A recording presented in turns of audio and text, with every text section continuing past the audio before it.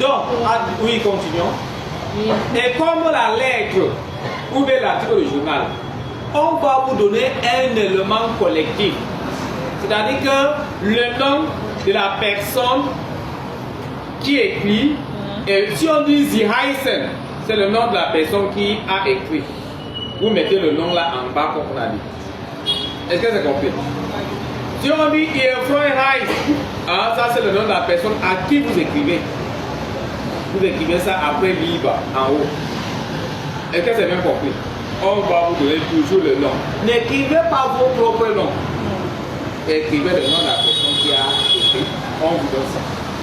Ok, c'est bon? J'ai recommandé dit ceci, n'est-ce pas? La troisième partie qui est l'expression écrite. La troisième partie qui est l'expression. La troisième partie qui est l'expression écrite. N'est-ce pas? C'est la rédaction. Il y a deux sujets obligatoires. Il y a deux sujets obligatoires. Sur 7 points, tu as traité un sujet, tu as composé sur 7. Tu as traité 2 sujets, tu as.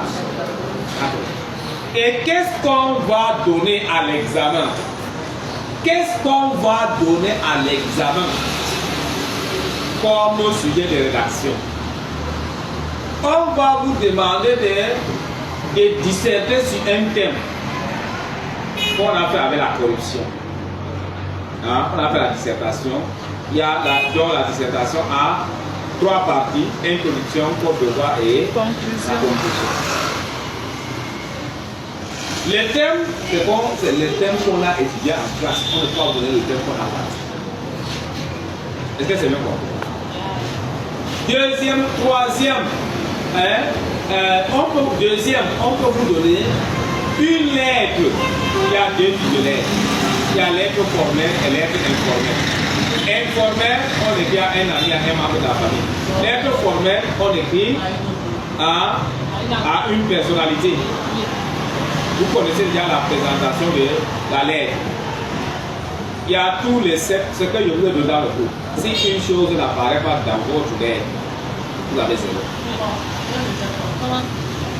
Maintenant, on peut vous demander d'écrire un article de journal. L'article de journal vient à l'examen, mes amis. L'article de journal vient à l'examen. Ça va venir. Est-ce que ça compris? Et dialogue, on va vous demander de faire un dialogue. Le dialogue, c'est quoi? L'interview. Donc, faire parler 2 ou 3 personnes. Voilà ce qu'on va vous donner à l'examen. Et il faut écrire. Donc, après avoir écrit, il faut relire le devoir. Vérifiez si vous avez bien conjugué le verbe et. En train de faire la deuxième partie. Tu as déjà pris la traduction. Oui, d'accord. Donc maintenant, la compréhension s'y a pris. Oui. La rédaction. La rédaction en allemand a 2 sujets obligatoires.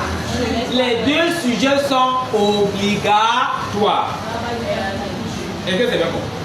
C'est obligatoire, c'est sur 7 points. Tu n'as pas fait la rédaction, tu as perdu 14 points. Ce n'est pas dur. Écrivez quelque chose. Écrivez quelque chose, même si on vous donne 2 sur 14, c'est déjà beaucoup. 1 sur 14, c'est déjà beaucoup. À l'examen, oui, il y a beaucoup. Imagine que si tu n'as pas fait, tu auras 1. Tu as 1 sur 14. Donc dis-moi la vérité. Tu n'as pas fait, tu auras 1 sur 14. Donc, c'est pour dire qu'il faut faire la rédaction. Une fois. Donc la rédaction, il y a 2 sujets obligatoires. Et le sujet, il y a déjà la lettre. Il faut apprendre comment faire la lettre. J'ai envoyé ça dans le groupe. J'espère que tout le monde a déjà vérifié dans son cahier. Comme je vous dis, c'est la traduction. La traduction, comment traduire en allemand? Comment traduire en allemand? Il y a 2 parties dans la traduction. Donc il y a traduction français-allemand, allemand-français. C'est sur 6 points. la traduction de, on dit quoi, français-allemand. On va vous donner une partie dans le texte que vous allez traduire. Parfois, on commence le début, on dit la fin. On vous demande donc, et vous cherchez la partie là dans le texte. Ne traduisez pas le début et la fin. Cherchez la partie dans le texte. On vous donne le début et la fin. Vous traduisez. Après, vous revenez à la traduction allemande. Comment donc vous allez traduire de français en allemand? Maintenant, comment traduire en allemand? Il y a des méthodes pour traduire en allemand. La méthode, c'est quoi? Tu dois scinder la phrase en proposition. Proposition dit phrase. Donc, c'est pour dire quoi? Chaque proposition doit contenir un verbe. Est-ce que c'est bien compris? Comme ici, on vous demande de traduire en français. Les femmes rurales et urbaines sont confrontées aux difficultés sociales. C'est déjà une phrase. Maintenant, on dit, elles sont contre la violence, la prostitution et les rites de veuvage. C'est une phrase. Elles critiquent surtout la consommation de drogue et de l'alcool en ville comme dans... Donc, nous, c'est une phrase. Ok? Maintenant, voilà, vous traduisez. Maintenant, voilà, en quelque sorte, en ce qui concerne la partie traduction. C'est bon? Pour traiter les preuves d'allemand, pour avoir au moins la moitié, c'est-à-dire que 10 sur 20. Même si on dort, si on utilise la méthode là, on aura 10. Quelles sont les méthodes? Au bac, au probatoire, c'est la même forme. Au BEP, c'est que c'est différent.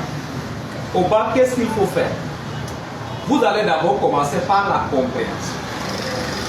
La compréhension, vous pouvez avoir 4 types de questions. Mais on ne commence pas par lire le texte. On commence par lire les questions. On commence par lire les questions.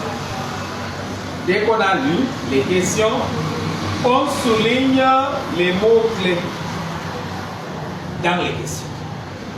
Toutes les questions, on doit lire. Est-ce que c'est bien compris? Dès qu'on a souligné tous les mots-clés dans les questions, pour trouver les mots-clés, on va poser la question qui. Vers, il suffit qui.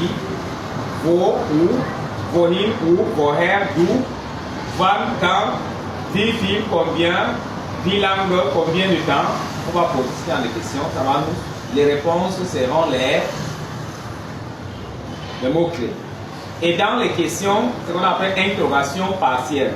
On commence par les mots interrogatifs. Woher, wo, etc. On souligne ça avant de souligner les autres éléments. Après avoir souligné les mots-clés dans les questions, on va en bas du texte. En bas du texte, il y a l'explication des mots. On explique les mots difficiles dans le texte. Vous lisez d'abord les explications. Est-ce que c'est bien compris? Dès qu'on a lu les explications du texte, on part directement dans le texte.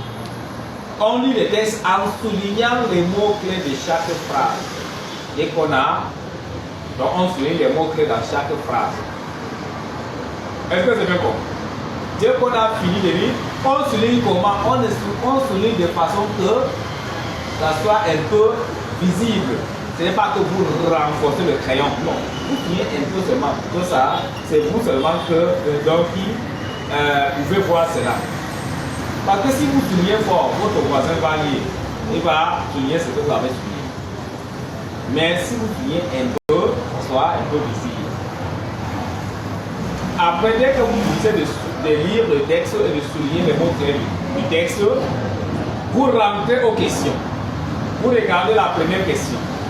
Et vous comparez la première question et l'élément que vous avez souligné dans le texte. Parfois, on remplace les mots par, comment on appelle ça? Parfois, on remplace les mots par leur synonyme. Si on remplace les mots par leur synonyme, si la question est si on n'a pas